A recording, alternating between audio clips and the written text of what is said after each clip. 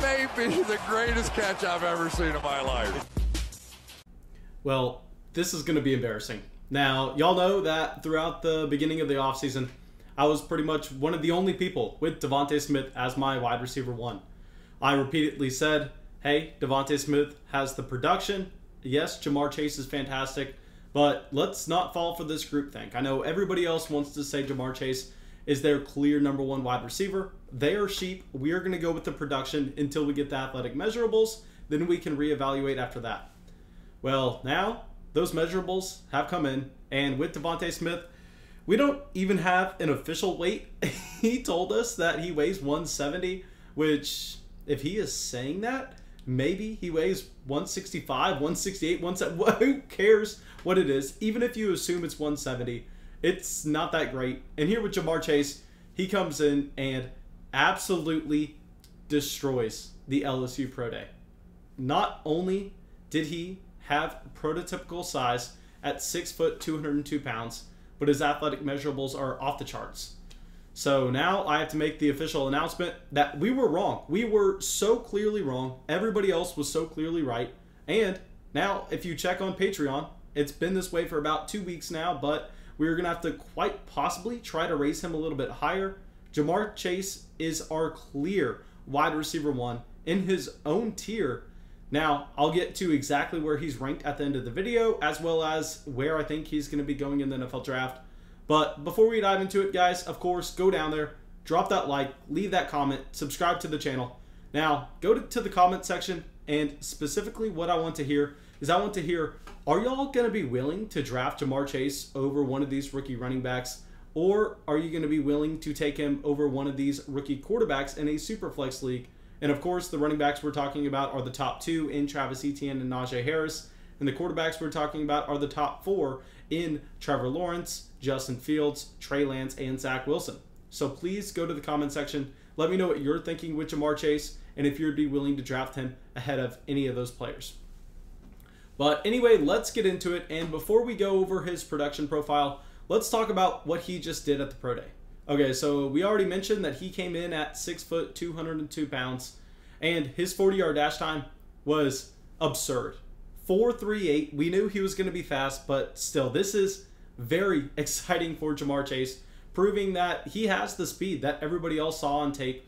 Now, what is even more impressive, though, is a 41-inch vertical, 132-inch broad jump. Now, if you go through and if you look at the combine video I put out of myself during the season last year, y'all see that, hey, a 41-inch vertical, a 132 broad jump is nearly impossible. I mean, you see me attempt to do anything close to that, and it looks like I am a small child. Ja'Marr Chase, an elite level athlete. I mean, that vertical jump puts him in the range of Calvin Johnson. I mean, absolutely absurd from Ja'Marr Chase. And we know that at the wide receiver position, generally, athleticism can help a wide receiver get on the field for an NFL team. It can help a wide receiver be able to make an impact for his NFL roster by stretching the field, by creating space underneath for everybody else to play. And we know that when you put players on the field that have speed, opposing defensive coordinators really have to adjust their game plan. But you look at the direct correlation between 40-yard dash time, pure athleticism and spark score, and fantasy football success, really the correlation is not that strong at all between wide receiver and fantasy football success. Now at the running back position, that's a different story, but we're diving into Ja'Marr Chase here. So let's dive into his production profile, the stuff that really matters at the wide receiver position in my opinion. And first, let's start it with his true freshman year at LSU, where he was able to get on the field. That's what you want to see. Now, no, he didn't make a massive impact, but we know that this is a team that is full of 4 5-star recruits because it's LSU. They actually had Justin Jefferson as the leading receiver on that 2018 roster.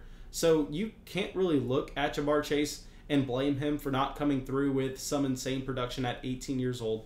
I mean, he did provide you a close to 2.5 receptions a game and 31 receiving yards a game with 3 total touchdowns. So it's not like he didn't see the field at all. It's not like they were even close to redshirting him. Just, we can't classify him as a breakout. We can't say that he put himself on the map his true freshman year. Now, obviously, the season that everybody's going to be looking at with Ja'Marr Chase, obviously, really the only year that matters is going to be that 2019 magical year with Joe Brady, with Justin Jefferson, Clyde Edwards-Helaire, and Joe Burrow at the helm of the offense.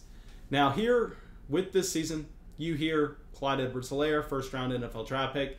You hear Justin Jefferson, who is quite possibly one of the best rookie wide receivers of all time. And you naturally assume that Ja'Marr Chase maybe didn't have the production to go along with this because he was in such a competitive offense, a team that also had Terrace Marshall, who didn't come through with a ton of production, but that's because Ja'Marr Chase and Justin Jefferson are prototypical alphas, and we see this with Ja'Marr Chase at 19 years old in the SEC, averaging 6 receptions a game, 127 receiving yards, 21.7 yards per reception. Now, this is the difference between Ja'Marr Chase in 2019 and Justin Jefferson. It's that Ja'Marr Chase was that alpha X wide receiver. He was the guy getting targeted a little bit further downfield and having much higher efficiency marks because of this. Also coming through with 20 total touchdowns. I mean, absolutely absurd from Ja'Marr Chase. And if we go over and look at Justin Jefferson that same year, yes, Justin Jefferson averaged more receptions per game at 7.4 compared to 6. But what is so impressive about this is Justin Jefferson averaged 25 less receiving yards a game than Ja'Marr Chase while averaging a reception and a half more. So that shows you the difference in efficiency between these two players. That shows you what Ja'Marr Chase was doing on a per target basis, with Justin Jefferson down there at 13.9 yards per reception and 18 total touchdowns. Now, to throw on all of this, the fact that Justin Jefferson was 20 years old during this year and Ja'Marr Chase was only 19, so if you age adjust this production at the same time, Ja'Marr Chase looks even that much more exciting. Now, if we had the 2020 season, we can all assume that Ja'Marr Chase would have been an elite producer. We don't have that though, so we can't say it happened. I know a lot of people in the comment section always like to go down there and tell me, hey Mason, if Rashad Bateman played on Alabama, he would have won the Heisman with Mac Jones. But no, you can't make statements like that. When it doesn't happen, you can't say it did or it would have. So yes, Ja'Marr Chase probably would have been an elite producer in 2020, but it didn't happen, so you cannot say it. All we have to do is look off this 2019 season whenever he was that true sophomore. But lastly, what I want to say about this 2019 season and what I want to say about this overall Justin Jefferson versus Ja'Marr Chase rookie profile is, yes, Justin Jefferson was a worse prospect coming into the NFL compared to Ja'Marr Chase. Now, no, that does not mean you should have Ja'Marr Chase ranked over Justin Jefferson in Dynasty. Because once you get that rookie year from Justin Jefferson, once you see how his exact skill set translates into the NFL and his very own offense, then you have quite possibly a variable that's way more important than how these prospects look coming into the NFL. So please don't fall into the trap going, oh, well, Ja'Marr Chase is the better prospect. That means Ja'Marr Chase should be ranked higher than Justin Jefferson in Dynasty. No, that's not how it works. I mean, if we had both of these players coming into the NFL draft this season and you didn't have that year from Justin Jefferson, then yeah, sure, you can easily have that ranking. But with what he was able to do his rookie year, Justin Jefferson is leaps and bounds a better asset than Ja'Marr Chase. But anyway, let's get into where I think that Ja'Marr Chase is going to actually go in the NFL draft. And that's going to be at the very top. But if we're looking at exact landing spots he could, let's just go through the NFL draft order real quick. So obviously, you have Jacksonville at 1. That pick's going to be Trevor Lawrence. Nobody's debating that. Then at 2, you have the New York Jets. And I understand. We've had a couple quotes coming out saying Sam Darnold is the starting quarterback. But we also have quotes saying Jimmy Garoppolo is the starting quarterback, and that team gave up 3 first-round picks to move up to number 3. So coach speak, players speak, whatever it is, it doesn't matter. What matters is teams' actions. And we can safely say that because the New York Jets did not decide to trade back with the San Francisco 49ers, I'm assuming the 49ers would have offered those same 3 first-round draft picks to the New York Jets, and the Jets declined. That tells us this is a team getting a quarterback. This is a team most likely drafting Zach Wilson. Then you have San Francisco at 3. We already saw the investment made into this pick. The only answer for this selection is also going to be a quarterback. Now, whether that's Trey Lance, whether that's Justin Fields, we simply don't know. We just know it's going to be a QB. So then you have Atlanta at 4, and what we can probably expect is going to be Atlanta to trade back. I know that sounds crazy, but here you look at the situation. Matt Ryan has a ton of dead cap space, so it looks like they may be committed to him for the future. So I think you're going to see Atlanta trade back slightly, see a team trade up to get a quarterback at number 4, and then we get to the teams that can draft Ja'Marr Chase. Now, starting at 5, you have the Cincinnati Bengals, and I know everybody is screaming at me going, Mason, the Bengals aren't going to draft Chase. I mean, they have a massive need at offensive line. They need to make sure that they are protecting Joe Burrow. Now, what happens when Joe Burrow, the franchise quarterback of this team, goes over and he repeatedly tells the coaching staff, he repeatedly tells the front office, hey, I need my man Ja'Marr Chase. I don't care about getting me protection. Y'all can figure out a way to be creative about that. I want Ja'Marr Chase at this pick. And for a lot of people, Ja'Marr Chase is going to be the best player available. And this is a team that just lost both John Ross and AJ Green. And I understand that from an impact standpoint, that doesn't make a ton of sense for Dynasty owners going, well, that doesn't matter. But yes, it matters to NFL teams.